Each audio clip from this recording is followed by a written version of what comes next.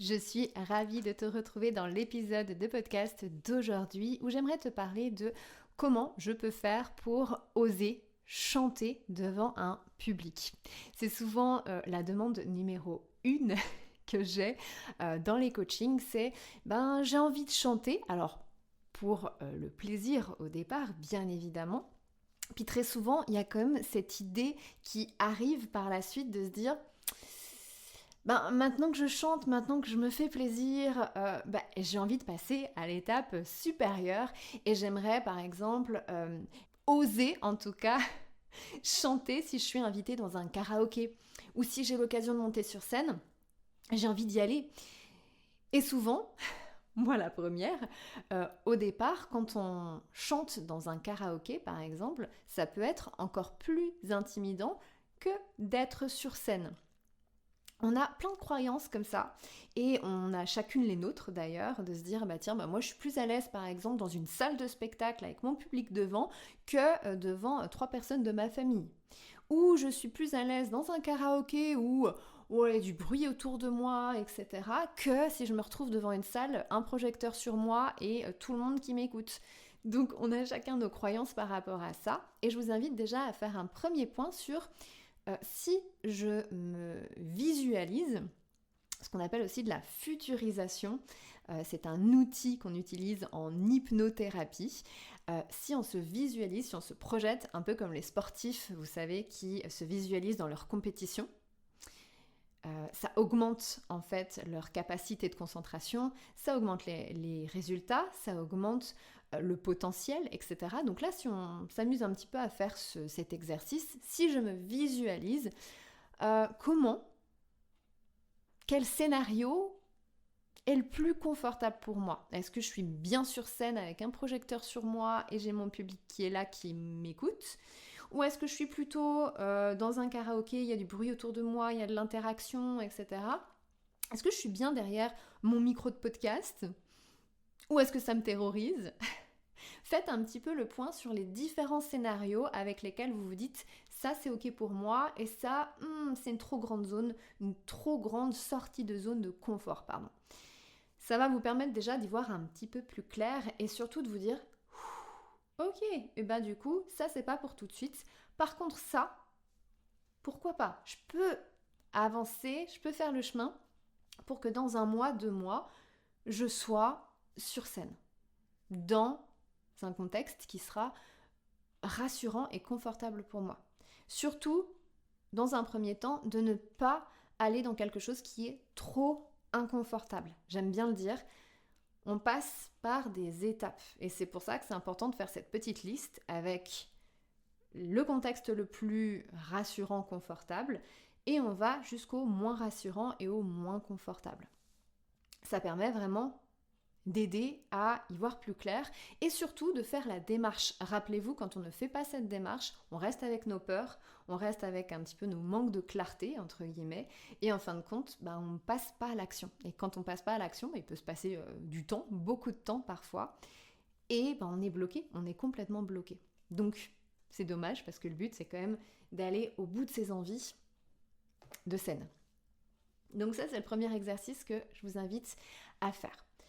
Ensuite, on se rend très rapidement compte que les personnes qui sont terrorisées à l'idée de monter sur scène ou à parler devant des personnes ou à chanter devant des personnes, quand on creuse, on peut se rendre compte qu'il y a une peur qui est plus profonde. Une peur un petit peu à racine. On peut se dire, tiens, si je creuse encore à l'intérieur de moi, sur quoi je tombe en fin de compte si je creuse cette peur-là? J'ai peur de quoi? Fondamentalement, dans mon ventre, dans mes tripes, qu'est-ce qui me fait peur? Et là, pareil, si vous faites l'exercice de je creuse, vous allez peut-être tomber sur j'ai peur d'être jugée, j'ai peur qu'on me critique, j'ai peur du regard de l'autre, j'ai peur qu'on me regarde, ça m'intimide que pendant 3 minutes, les personnes soient rivées sur moi. Creuser, parce qu'on peut tomber sur tout un tas de peurs qu'on soupçonne pas forcément d'ailleurs, si on ne creuse pas, on le comprend pas et on reste avec nos fausses croyances, on reste avec nos peurs et l'idée qu'on se fait de ça.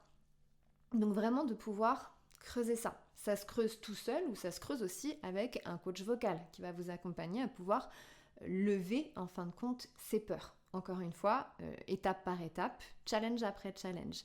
Mais c'est important, surtout dans la construction de l'artiste que l'on est. C'est-à-dire que plus vous allez vous valoriser, on tombe dans le travail de l'estime de soi, plus on va se valoriser, plus on va prendre confiance, plus on va augmenter nos capacités, notre savoir-faire, plus en fin de compte, toutes ces croyances, toutes ces peurs vont se décrocher. Donc important que ce soit toujours fait étape par étape, à mon sens.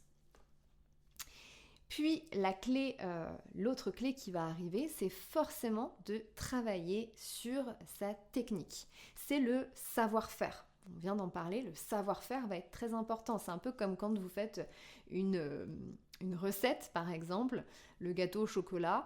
Le gâteau au chocolat, ça va toujours être la même recette que l'on va répéter. Et en fin de compte, au bout du 10e goûter où vous faites un gâteau au chocolat, vous savez le faire. Il n'y a plus de questions, il n'y a plus de « eh mince, et si je le loupais, et si ça ne fonctionne pas, et si je le fais trop cuire, et si je me trompe dans la recette ?» Il n'y a plus en fait tous ces doutes et toutes ces peurs, tout simplement parce que le gâteau au chocolat, vous savez le faire, vous l'avez répété encore et encore, vous connaissez les ingrédients, vous savez comment faire pour que le mélange se fasse correctement, vous connaissez le temps de cuisson, etc.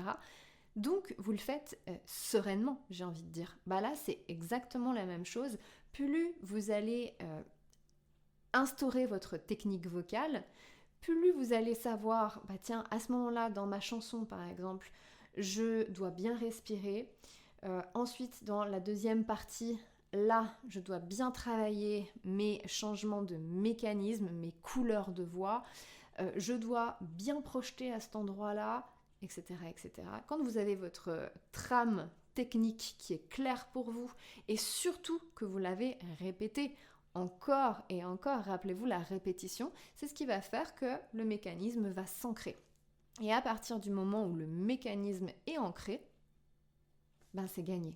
Et quand vous arrivez sur scène le jour J, que ce soit un karaoké, peu importe, vous avez tellement répété que au final, même s'il peut y avoir un petit peu de stress, il y a quand même au fond de vous une confiance de se dire « je l'ai répété encore et encore, je connais ma technique, je sais ce que je dois faire, techniquement parlant, ok, ça va aller ». Et quand vous faites ça, à nouveau, on peut se dire « waouh ». Eh bien, c'est gagné en fin de compte parce que vous allez le faire. Et vous allez le faire et vous allez même, je rajoute, apprécier ce que vous allez faire. Parce que ça va être contrôlé. Parce que vous allez avoir conscience que il y a cette technique qui va s'engager. Vous avez conscience de ce que vous faites. Et là, c'est le top. Et là, vous allez vous dire, j'ai osé. Oui, j'ai osé parce que j'ai travaillé pour ça. Donc, surtout, pas de panique, il y a toujours des solutions qui vont vous accompagner. Et la technique, elle est pour moi vraiment fondamentale. J'espère que ces outils vont pouvoir vous aider à vraiment avoir une vue d'ensemble encore plus grande sur les possibilités que vous offre le travail de votre voix, que vous allez pouvoir oser ce plan, ces visualisations, pour pouvoir vous dire, mais en fait, je suis capable. Et à partir de là, à partir du moment où vous sentez, où vous croyez que vous êtes capable et que vous le méritez, alors du coup, les choses vont s'enchaîner et c'est ce que je vous souhaite.